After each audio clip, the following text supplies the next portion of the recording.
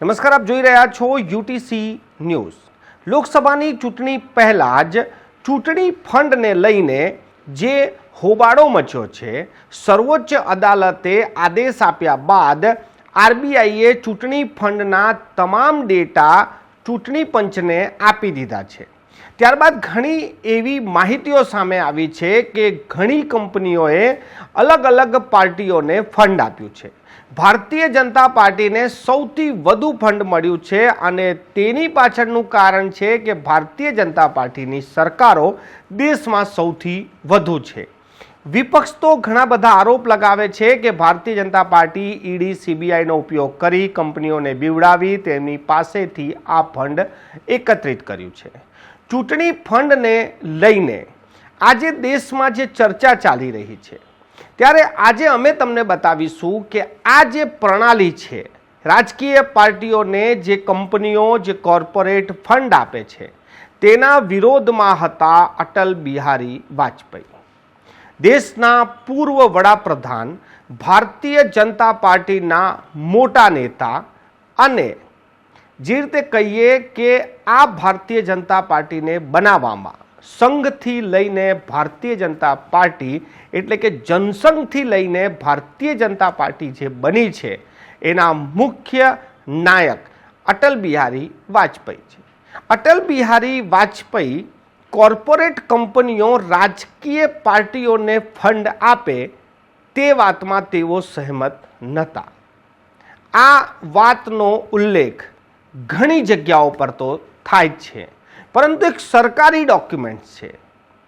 અટલ બિહારી વાજપેયી વર્ષ 1962માં રાજ્યસભાના મેમ્બર હતા અને રાજ્યસભાના મેમ્બર હોવાના કારણે તેઓ એક પ્રાઇવેટ બિલ લઈ આવ્યા હતા સરકાર સામે।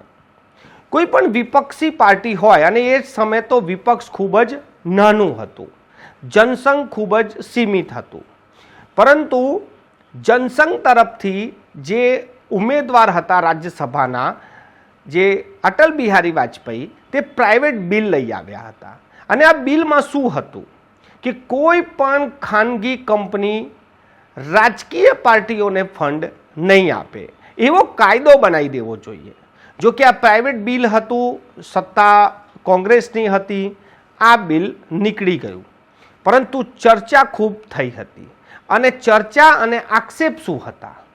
અટલ બિહારી વાજપેયીનું કહેવું હતું કે આઝાદી બાદ કોંગ્રેસનું શાસન હતું, 51 એટલે કે 52માં ચૂંટણી થઈ અને ત્યારબાદ 62 સુધી જે કોંગ્રેસનું શાસન હતું તે સમયે સૌથી વધુ ચૂંટણી ફંડ કોંગ્રેસને મળતું હતું।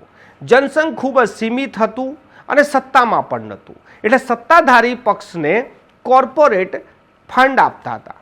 અને એ સમયે અટલ બિહારી વાજપેયીએ નારાજગી વ્યક્ત કરી હતી અને તેમને તો સંસદમાં એક એવો કાયદો બનાવવાનું બિલ લઈ આવ્યા હતા કે કોઈ પણ ખાનગી કંપની, કોઈ પણ કોર્પોરેટ રાજનેતાઓને ફંડ નહીં આપે, એટલે કે રાજકીય પાર્ટીઓને ફંડ નહીં આપે।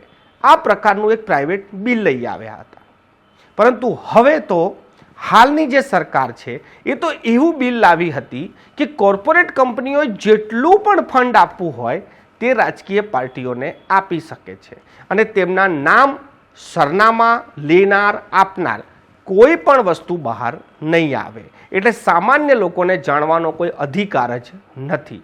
પરંતુ સર્વોચ્ચ અદાલતે આ કાયદાને રદ કરી દીધો, આ અસંવૈધાનિક કાયદો ગણાવ્યો કે જેમાં નાગરિકોને જે માહિતીનો અધિકાર છે તેનો ભંગ થઈ રહ્યો છે। અને ત્યારબાદ આ ચૂંટણી ફંડને લઈને ઘણી બધી ચર્ચાઓ ચાલી રહી છે। સર્વોચ્ચ અદાલતના આદેશ બાદ ઇલેક્ટોરલ બોન્ડ બંધ થઈ ગયા છે, તેનાથી જોડાયેલી તમામ માહિતીઓ ફ્લોર પર આવી ગઈ છે।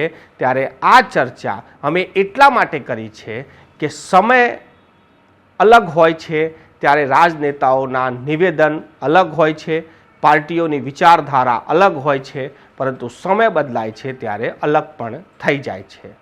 તમે શું વિચારો છો આ ચૂંટણી ફંડને લઈને? કોર્પોરેટ કંપનીઓ કોઈ પણ રાજકીય પાર્ટીઓને ફંડ આપે એ સારું કહેવાય કે ખોટું કહેવાય? આપ નીચે કોમેન્ટ જરૂરથી કરશો.